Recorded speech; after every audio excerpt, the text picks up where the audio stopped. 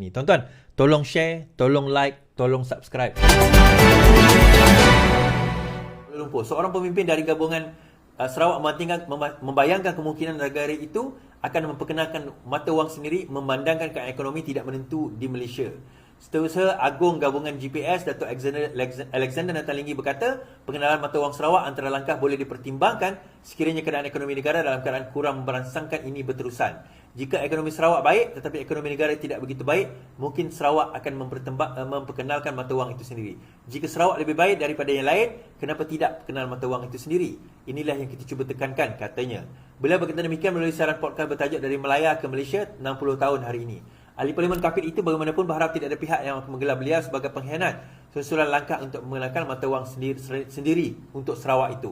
Tapi saya bercakap dengan serius. Jika kita begitu baik dalam membangun ekonomi kita, maka secara pengiraan ekonomi kita sepatutnya kukuh. Aku geramnya nak pergi tembak dia kan. Baik, kenyataan daripada Abang Jo, Abang Johari bentuk Abang Jo Openg, komentar tentang kenyataan ataupun pendapat berikut pendapat yang dikemukakan oleh Setiausaha Agung PBB tersebut menjawab persoalan ini Sarawak akan tetap guna mata wang ringgit. Bang Jo, Sarawak akan tetap menggunakan mata wang ringgit di sebalik penggunaan mata wang sendiri seperti dibayangkan oleh Menteri Kerja Raya Datuk Alexander Natalinggi. Premier Sarawak Tan Sri Abang Johari berkata carangan yang dibayangkan oleh Natalinggi itu hanyalah pandangan peribadi. Menurutnya ia merupakan isu yang cukup rumit dan memerlukan penelitian khusus. Ia sekadar pandangan peribadi Nanta. Kita sudah ada mata wang Malaysia, jadi kita kena guna itu saja, katanya kepada pemberita. Beliau diminta mengulas mengenai kenyataan Nanta yang membayangkan kemudian Sarawak untuk memperkenalkan mata wang sendiri memandangkan keadaan ekonomi Malaysia yang tidak menentu. Semalam ahli Parlimen KP itu membayangkan perkara itu dalam podcast Dari Melaya ke Malaysia 60 tahun. Saya nak komen tentang benda ni tuan-tuan. Saya tak tahu Alexander Natalinggi ni faham ke tidak daripada segi ekonomi dan tata cara ekonomi sebenarnya. Dia faham atau tidak bagaimana ekonomi itu, the mekanisme ataupun kaedah ekonomi itu bergerak itu bagaimana. Saya tak tahu sama ada dia faham atau tidak. Ya, dia Menteri Kerja Raya, tapi tak bermakna dia faham atau fasih berkenaan dengan perkara-perkara ini. Bila kita bercakap tentang nak ubah mata wang sebenarnya, dia tak semudah seperti yang kita sebut. Dan banyak perkara kita ambil contoh. Dia ada orang kata, tapi Singapura boleh buat Brunei boleh buat sebab dia ada negara dia sendiri, dia ada regulation dia sendiri, dia ada undang-undang dia sendiri. Dia banyak benda yang akhirnya dia akan menjadi complicated, bukan mustahil. Okey, kita ambil contoh, dia ambil contoh jugalah. Kalau kita tengok dekat Britain boleh buat. Kan UK, England dia pakai mata wang pound sterling, kemudian Scottish dia pakai mata wang dia sendiri. Betul, tetapi nilaian dia sama.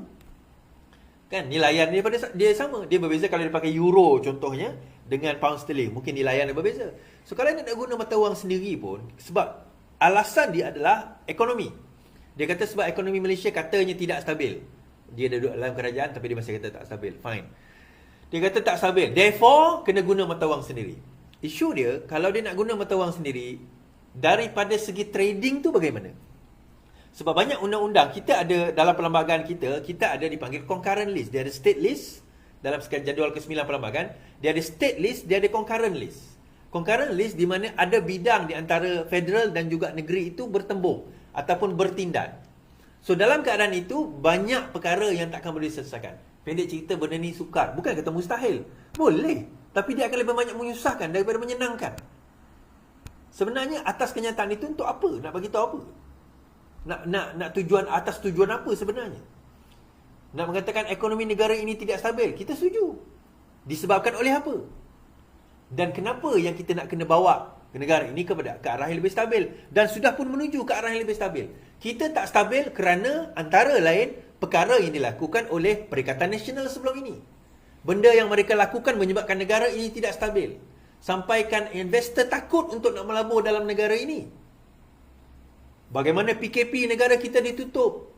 Bagaimana ekonomi kita merudum teruk. Harga barang semakin mahal sewaktu Perikatan Nasional memerintah tempoh hari. So kita ambil dalam keadaan ekonomi itu teruk. Kita ambil alih negara ini dalam keadaan ekonomi itu sudah teruk, sudah damage, dan kita perbaiki balik. Ditambah pula dalam keterukan itu tuan-tuan, mereka sakau duit rakyat. Mereka sakau duit jana wibawa. Mereka sakau bilion ringgit untuk nak merosakkan lagi lebih further negara kita. Jadi sebab itu, kalau kita betul-betul nak usaha baiki negara kita ini, ialah kita kena kerjasama. Bila kita sebut kerajaan perpaduan, kita kena kerjasama. Tak boleh nafsi-nafsi. Bila senang, oh tak apa, aku fikir diri sendiri. Bila susah, tolonglah kami, bantulah kami, bagilah projek, bagilah kemajuan. Tapi bila dah senang, oh tak apa, pandai-pandai korang lah, kami tak nak ambil tahu. Itu masalah. Itu yang akan jadi masalah kepada kita dalam negara kita. Kita nak membangun sama-sama. Kita nak susah-susah sama-sama. Barulah itu dinamakan semangat Malaysia. Kita membentuk Malaysia dulu dalam keadaan kita sama-sama susah. Kelebihan Sarawak sebab dia jumpa minyak je. Kalau Sarawak tak jumpa minyak, saya rasa tak ada resources lain dah Sarawak. Penduduk dia tak ramai, terlalu jauh, terlalu besar. Nak manage tu agak payah. Tapi kita ada minyak. Dan itu yang menyebabkan kita lebih sikit daripada orang lain. Lebih sikit je daripada orang lain. Dan kita ada kekayaan itu lebih sikit berbanding orang lain. Selain daripada itu, sebenarnya kita kena membangun negara ini bersama. Dan kita tak boleh harapkan GDP kita saja untuk kita nak bawa pembangunan dalam negara kita. Mustahil, tuan-tuan. Bukanlah mustahil, tapi akan menyukarkan kita. Benda tu akan menjadi lebih susah dan lebih sukar untuk kita nak buat. Tuan-tuan, kita, banyakkan orang politik ni dia ada delusion tau. Delusional dia, kata. Dia rasa aku boleh buat. Tengoklah, kerja raya buatlah dulu. Selesaikan masalah kerja raya kat Sarawak tu. Jalan-jalan di Sabah banyak lagi tak selesai, Pen Borneo. Cuba settlekan tu dulu. Boleh?